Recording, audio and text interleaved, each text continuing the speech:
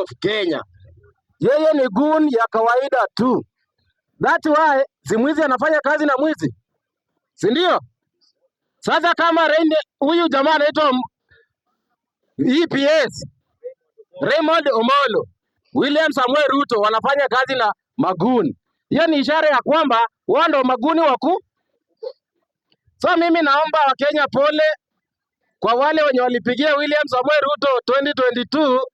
Hawakuwa wanajua yeye ni goon, walikuwa wanajua yeye ni mtu ya kanisa, si ndio?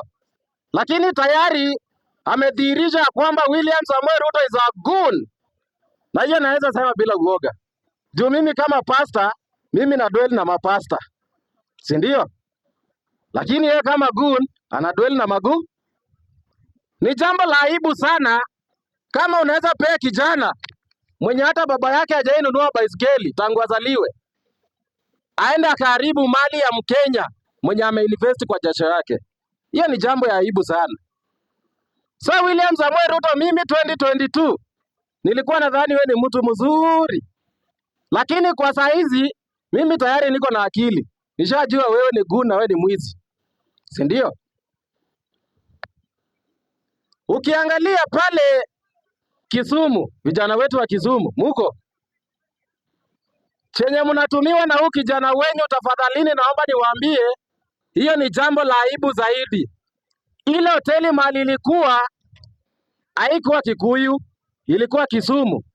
So inamaanisha watoto wa Kisumu waliweza kupata ajira pale kwa ile hoteli. Na nyinyi kuchukua ujinga yenyu, mmeambiwa 500 iko hapa, mkabomoa ile hoteli, mkaharibu zile magari. Ni jambo la aibu jameni. So lazima tujiulize kama Wakenya, unalalanga nyumba moja na Ruto. Sasa wewe kama ni guni mwenye unatumika na Ruto, hebu mwambie siku moja akufungulie mahali Shalini analala. Mwambie tu, Mr. William Samuel Ruto, I'm your friend. Leo nataka nilale nyumba moja na Shalini. Akikubali, jua huyo ni rafiki yako. Akikataa, ujue anakutumia vibaya. Na kama wewe ni mrembo, mwambie William Samuel Ruto, nataka leo unifungulie mahali George analale na kwa rumu moja. Haezi kubali. Juu anajua wewe tayari wewe ni mwizi. Sura yako inakaa ya mwizi. So Mr. William Samuel Ruto, wacha kugonganisha hao vijana. Hao vijana ni maskini kama sisi. Hao vijana wanatafuta tu ajira. Peana ajira yenye inastahili katika nchi ya Kenya. So mimi venye niliona ule jamaa alivamiwa Tuju. Imagine Tuju, mtu anagonga 8 years. Mtu ameretire kwa siasa, amerudi mambo na kutangaza. Sasa William Samuel Ruto unauliza mtu huyo kama nini? Si wachane na ule mzee aende kutangaza habari zake. Kama unataka kulazimisha yeye kutangaze, mwambie yeye polepole. Lakini ukituma maguni saa 8 usiku, hiyo ni jambo ya aibu sana. So tukikuja kusupport hii serikali, hebu muisupporti na fact. Kama kusapoti serikali ni kusapoti ile kitendo ilifanyika Kisumu, well and good. Kama kusapoti serikali ni kuona Rafael Tuju akivamiwa usiku, well and good. But wewe jiulize, wewe maskini wa kawaida, nani mlinzi wako?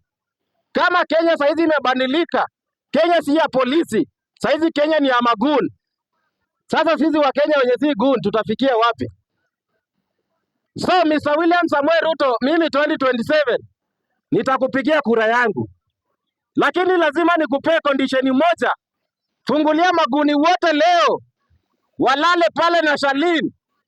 Fungulia maguni 100 walale na Shalini nyumba moja. Wakilala wakifika asubuhi